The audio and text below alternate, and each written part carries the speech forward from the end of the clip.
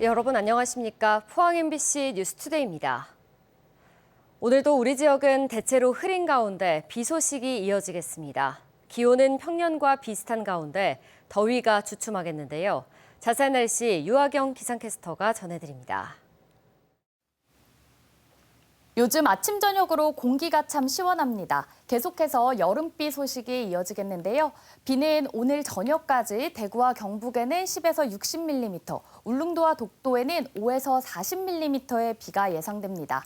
내일과 모레도 비가 내리겠는데요. 내일과 모레는 돌풍과 천둥, 번개를 동반해 요란하게 쏟아지는 곳도 있겠습니다.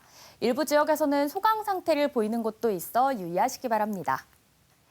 기온은 비가 내리며 다소 내려갔습니다. 오늘 아침 대부분 지역에서 20도로 평년 수준을 보이고 있고요. 낮에는 오늘 28도, 내일도 28도로 30도를 밑돌겠습니다. 기온은 글피부터 계속해서 오름세를 보이겠고요. 당분간 바람이 강해 바람에도 신경 잘 쓰셔야겠습니다. 토요일까지 비가 길게 이어지는 지역이 많겠고요. 다음 주에는 다시 기온이 오름세 보이며 더위가 예상됩니다. 날씨였습니다. 정권 교체로 민주당은 여당이 됐지만 경북 동해안에는 민주당 국회의원이 없고 포항시는 역으로 정부 여당의 소통 창구가 없습니다. 민주당 포항 남북구 지역위원회가 포항에 당면한 위기 극복에 자신들을 도구로 삼아달라는 취지의 정책협의체 구성을 공식 제안했습니다. 김기영 기자가 보도합니다.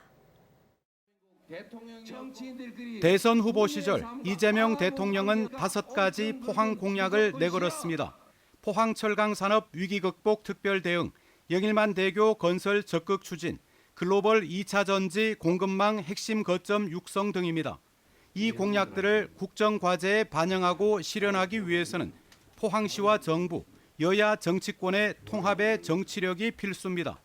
오중기 위원장은 문재인 정부 때 청와대 선임 행정관으로 포항지진특별법 제정과 포스코 용광로 폐쇄의 인적 네트워크를 활용해 물밑에서 대응했다며 앞으로는 공식 기구를 통해 역할을 하겠다고 밝혔습니다. 흔히 말하는 개인기로 이렇게 많은 일들을 했다면 이제 공식 기구를 통해서 저희들 생각은 우리 남구의 그 박철영 의원님하고 북구의 우리 김상민 의원이 실무 간사 역할을 하고요. 포항시에는 제가 요청을 해놓은 상태입니다. 중앙당이 지역별 정책협의체 구성과 운영에 긍정적이라며 여당의 지원을 이끌어내는 데 권한이 있다고 강조했습니다. 원외이긴 하지만 저희가 포항의 지역위원장들이기 때문에 오히려 중앙당에 가서 더 적극적으로 어필할 수 있다. 정부에도 그렇게 할 수 있다라는 말씀. 이강덕 포항시장도 취임 11주년을 맞은 기자회견에서 민주당의 협조가 절실하다는 입장을 밝힌 바 있습니다. 인수위 역할하는 국정기획위원회가 전국에 순회하면서 간담회를 하겠다고 해서 그 부분에도 우리가 어떻게 우리의 의사를 반영할 수 있는 채널을 만들 건지. 포항 발전을 위해 지역 정치권이 손을 내민 건 긍정적인 일입니다. 포항이 경북의 정치 1번지라는 평가를 결과로 재확인할 수 있을지 여야 상생 정책협의체 구성과 역할에 기대가 쏠리고 있습니다. MBC 뉴스 김기영입니다.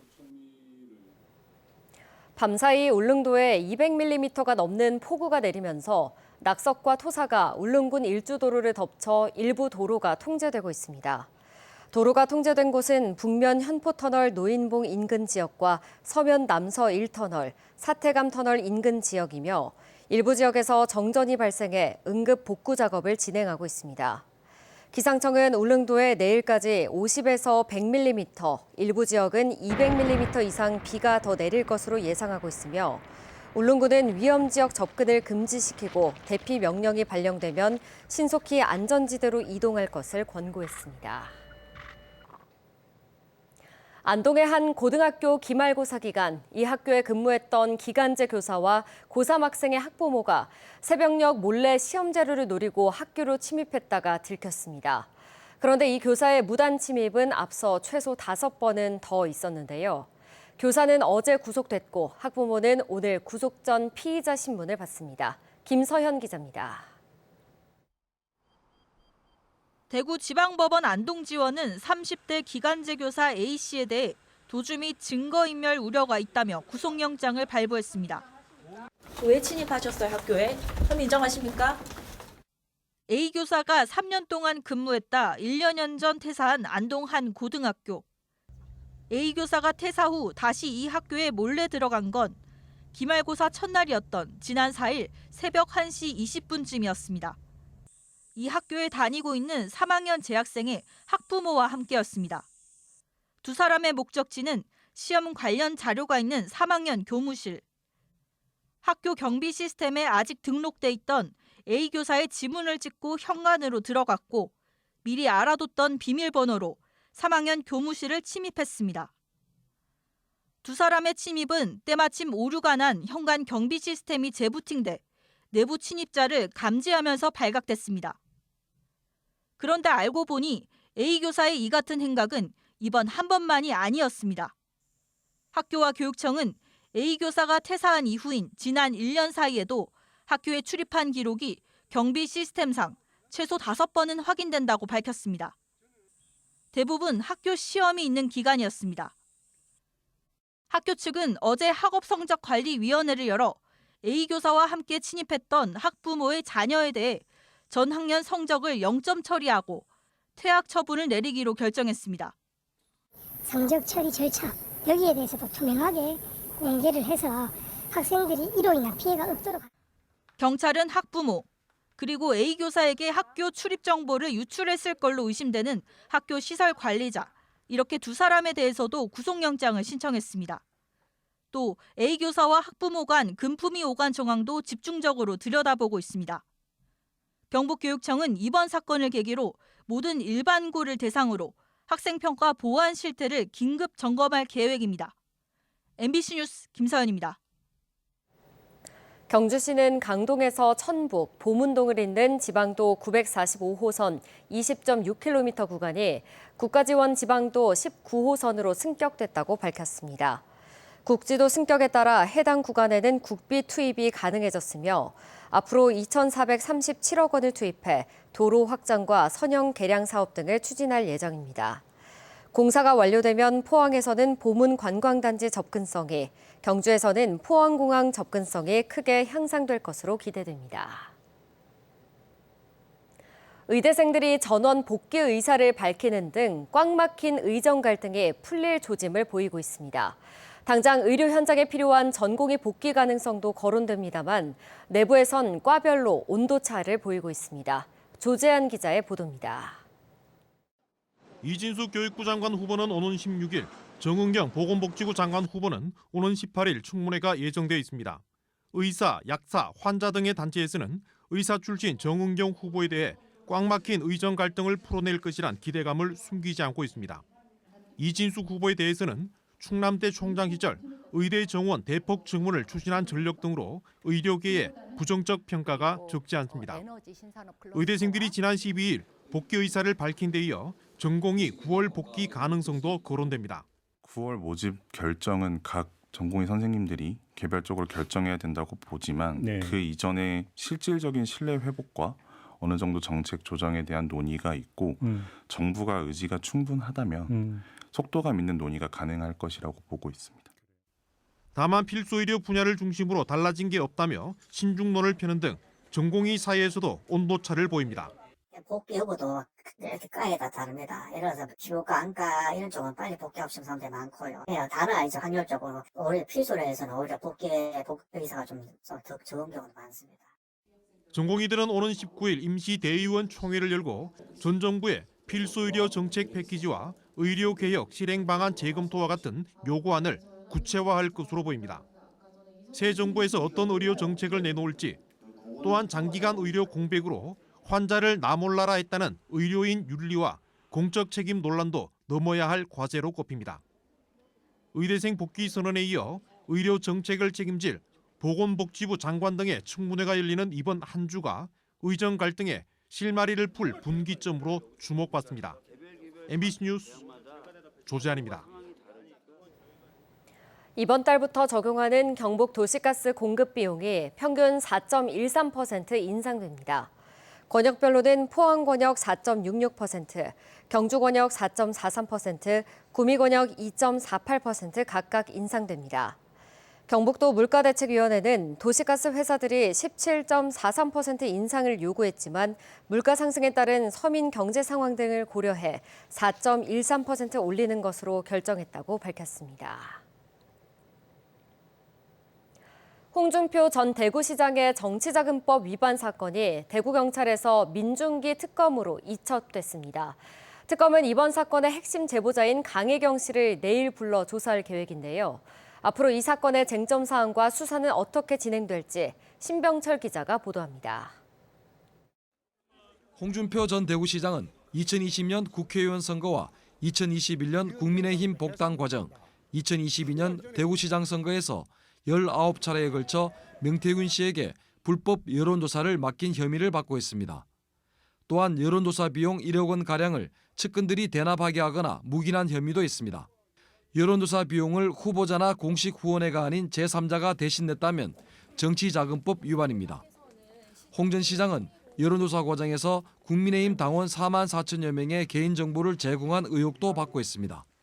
홍 전 시장은 명태균과 한 차례라도 만난 일이 있었어야 여론조작 협잡을 하든지 말든지 할 것 아닌가라며 강하게 혐의를 부인했습니다. 하지만 2021년 5월 8일 홍 시장의 측근인 최모 씨가 명태균 씨에게 카카오톡을 통해 당시 무소속이던 홍 전 시장의 국민의힘 복당에 대한 여론을 묻는 조사를 의뢰한 사실이 드러났습니다. 그리고 2021년 5월 10일 월요일 오전까지는 여론조사 결과가 나와야 한다며 시한을 못 박아 조사를 재촉하고 그날 있을 홍 시장의 기자회견 일정표를 보냈습니다. 홍 전 시장은 예정대로 5월 10일 오전 국회 소통관에서 기자회견을 열고 복당 추진을 공식 선언했습니다. 그리고 복당 추진의 이유로 국민의힘 지지층에서 64.7%가 찬성한다는 여론조사 결과를 제시했습니다. 그런데 이 찬성률 64.7%는 최 씨가 명 씨를 통해 요구한 수치인 65%와 거의 차이가 없습니다. 최 씨는 또 다른 측근인 박모 씨 등과 함께 여론조사 비용 1억 원가량을 대납한 인물입니다. 홍 전 시장은 시장 취임 후 이들을 공무원으로 채용해 수뢰 후 부정처사와 뇌물죄 혐의도 받고 있습니다. 대구경찰청은 지난 6월까지 대구 참여연대 등 고발인과 이른바 명태균 게이트의 공익제보자인 강혜경 씨 등 참고인 등을 조사했습니다. 거의 그러니까 홍준표 관련했던 건들만 확인을 했었습니다. 자금 출처라든지 이제 여론조사를 하고 나서 그 대가를 어떻게 지급받았으며 누구한테 지급받았는지 그리고 명태균 씨하고 그쪽 사람들하고 대화를 나눴던 자료들에 대해서 확인 작업이 있었고요. 여러 정황상 홍 전 시장이 불법 여론조사를 맡기고 그 비용을 측근들에게 대납하게 한 혐의가 있지만 아직 직접적인 증거는 없습니다. 홍 전 시장이 측근들이 알아서 한 일이라고 발을 뺄 가능성이 높습니다. 비용을 대납한 사람, 이런 사람들이 전부 다 지명직 공무원으로 간 것 자체가 대가성이 있기 때문에 이 부분 조사하면 충분히 뇌물죄라든지 정치자금법 위반 밝혀낼 수 있을 것 같습니다. 민중기 특별검사는 지난 7월 2일 대구경찰로부터 사건 일체를 넘겨받았습니다. 이른바 명태균 게이트의 핵심 제보자인 강혜경 씨는 오는 7월 16일 특검에 출석하고 명 씨의 PC와 하드디스크도 제출할 예정입니다. 홍 전 시장을 둘러싼 정치자금법과 뇌물죄 위반 등의 혐의가 특검 수사를 통해 밝혀질지 관심이 모아지고 있습니다. MBC 뉴스 신병철입니다. 포항시는 풍력발전 개발 이익을 시민과 나눌 수 있도록 하는 조례를 최근 공포했습니다. 포항시 풍력발전 사업 개발 이익 공유에 관한 조례는 사업자가 주민 우선 채용, 사업장 소재지의 지역 내 등록, 지역기업 및 자재 우선 활용 등 다양한 방법으로 지역과 상생을 도모할 수 있도록 했습니다. 시는 실효성을 높이기 위해 사업자에게 필요한 자료 제출을 요구할 수 있고 사업자는 개발이익 공유 계획을 수립해 일정 요건에 해당하면 시장에게 제출해야 합니다. 구미시 앞 지역구의 구작은 국회의원이 국민의힘 경북도당 위원장에 선출됐습니다. 국민의힘 경북도당은 그제 운영위원회를 열고 운영위원 만장일치로 구작은 의원을 신임 도당 위원장으로 선출했다고 밝혔습니다. 국민의힘 중앙당이 오는 17일 비상대책위원회 회의에서 승인하면 구의원의 위원장 임기가 시작됩니다. 포항을 모항으로 하는 한국지질자원연구원의 최첨단 물리탐사 연구선 탐해 3호가 어제 서태평양 공해로 첫 대양 탐사를 위해 출항했습니다. 탐해 3호는 앞으로 6년간 희토류 3차원 부존량 확인, AI 활용 자원 예측 분석, 개발 가능성 평가 등을 통해 희토류 자원 확보의 전략적 기초 자료를 확보할 계획입니다. 지질자원연구원은 4년간의 기초조사를 통해 태평양 전역 159개 해역에서 희토류 농도 분포 데이터를 확보했으며 이 과정에서 적도 인근과 서태평양 해저에 고농도 희토류가 존재한다는 사실을 확인했습니다. 포항시가 올 상반기 공모로 선정한 야간 관광 상품을 본격적으로 운영합니다. 야간 관광 상품은 지역 여행사들이 직접 기획하고 운영하는 1박 이상 체류형 프로그램입니다. 국내 최초의 해상 누각인 영일대 해변, 포스코 야경, 환호공원 스페이스워크 등 야경 감상과 요트 문보트 체험, 버스킹 공연 참여, 선상 낚시, 지역 맛집 탐방 등 이색 체험도 제공됩니다. 경주시 시설관리공단은 관내 12개 노상공영 주차장을 대상으로 다자녀 임산부 사전 등록제를 전면 시행합니다. 증빙할 수 있는 서류를 준비해 온라인으로 신청하면 다자녀는 1년, 임산부는 출산 후 6개월까지 공영주차장 주차요금을 50% 할인받을 수 있습니다. 시설관리공단은 사전 등록제 시행으로 매번 입출차 시 증명 서류를 제출하는 번거로움이 사라질 것으로 기대하고 있습니다. 산림청이 경북 산불 피해목을 공공목조 건축 자재로 활용하기로 했습니다. 산림청은 민관실무협의회를 열고 소나무 피해목을 제재목으로 가공해 서울, 광주, 충북 등 공공시설 건축에 투입하고 내년부터는 포항 목재자원화센터에서 본격 가공할 계획을 밝혔습니다.